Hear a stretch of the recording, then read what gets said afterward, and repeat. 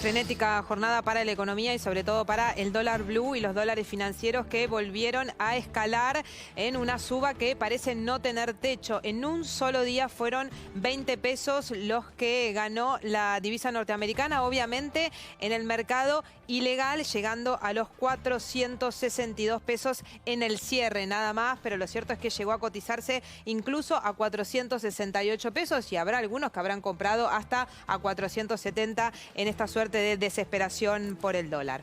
Con este número que cierra hoy, el dólar, en lo que va del año, el dólar blue se incrementó ya un 35%, María. El oficial, 226, un peso más que en el día de ayer. El blue fueron 20 pesos y el dólar turista en 452 pesos. Un día, decíamos, muy complicado también para los financieros. El dólar ahorro, 374 pesos.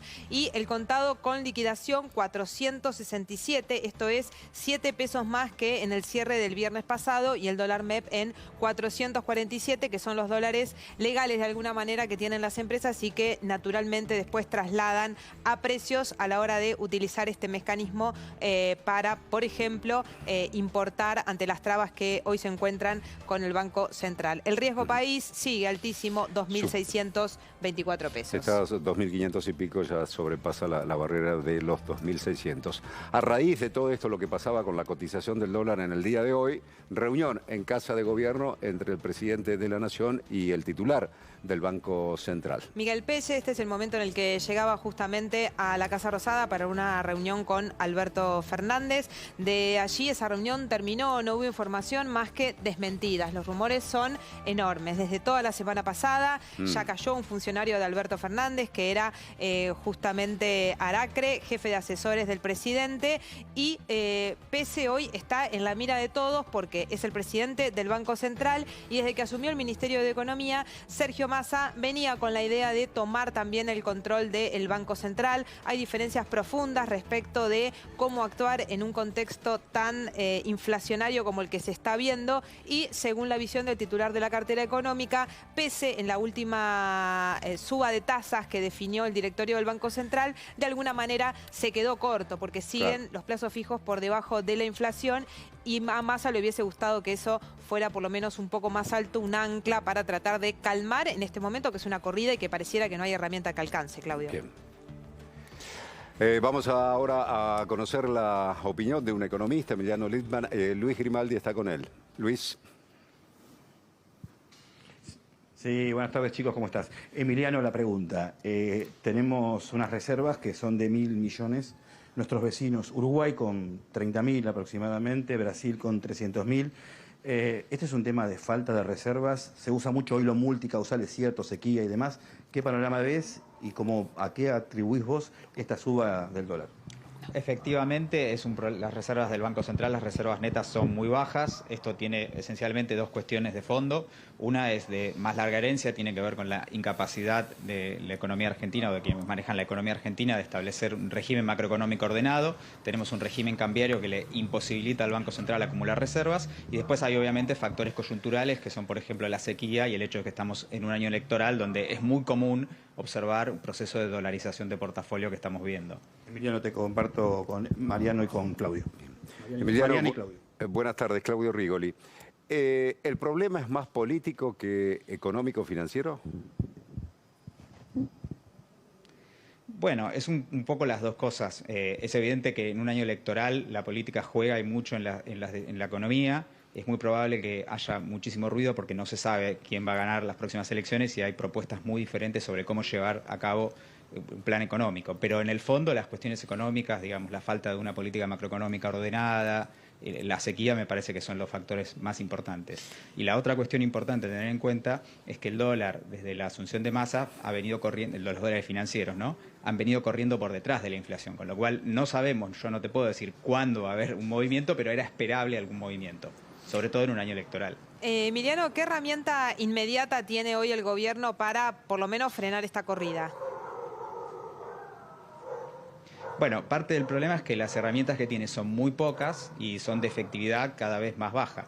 El dólar soja posiblemente es la iniciativa con la que el gobierno espera tratar de engrosar un poco las reservas y no estar todo el tiempo endureciendo el cepo y enviándole una señal para que los portafolios se dolaricen. Pero bueno, es es un año electoral muy, digamos, y eso es muy delicado en la economía argentina y esto naturalmente debilita los instrumentos. El otro instrumento tradicional sería subir la tasa de interés, ofrecer, digamos, un retorno más atractivo, pero en un año electoral es un instrumento que generalmente se suele quedar corto. Pero hay un debate justamente en el Ministerio de Economía, entre el Ministerio de Economía y el Banco Central respecto de la tasa. En estos momentos de crisis hay que elegir el mal menor de alguna manera. ¿Es una herramienta válida para frenar ahora la sangría? Bueno, el problema de subir la tasa de interés es que, viste que en los últimos meses está corriendo por detrás de la inflación. Entonces, sí, lo que llamamos la tasa real, digo, nunca es positiva. El problema es que como no es parte de una integralidad, no es parte de una política integral para controlar la inflación y controlar los dólares financieros, la efectividad es muy reducida. Entonces, yo creo que, y además, sumado a un año electoral y de debilidad política, es muy complicado, digamos, pensar que esa política va a permitir estabilizar la economía en este año, o esa política exclusivamente. Bien, el dólar soja 3 hasta el momento han liquidado unos 1.200 y pico, casi 1.300 millones de dólares, cuando el gobierno esperaba que liquidaran muchísimo más. Esto es porque ya quienes tienen que liquidar dicen, no, un dólar a 300 ya no es atractivo como era a la altura del dólar soja 1, y por lo tanto no se va a retrasar bastante esa liquidación del dólar soja 3. Para responder esa pregunta tendría que estar en la cabeza de quienes toman esa decisión. Evidentemente es una de las posibilidades. De todas formas, creo que es importante destacar que las medidas como el dólar soja son medidas de coyuntura para tratar de llegar, de tender un puente hasta las próximas elecciones. No son una solución de fondo porque estás comprando, digamos, los dólares, los estás pagando muy caro y los estás vendiendo a un tipo de cambio más bajo. Entonces, está claro que eso no es una política de fondo ni no es una forma de organizar el mercado de cambios que sea buena para la economía argentina a la larga. Se entiende en la urgencia y en la coyuntura. Y con esta liquidación que nos llega, hoy entonces el único salvataje sería los adelantos de fondos por parte del Fondo Monetario Internacional.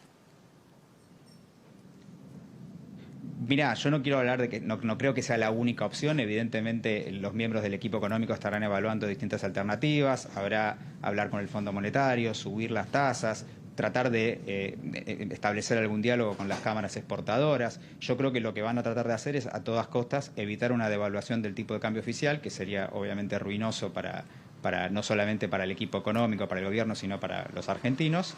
Pero entiendo que en el peor escenario lo que vamos a observar es un mayor endurecimiento de las restricciones para acceder al dólar oficial. Eso es lo que podríamos esperar. Eso es cortar, por ejemplo, el dólar ahorro, que los 200 pesos por mes no se puedan comprar más.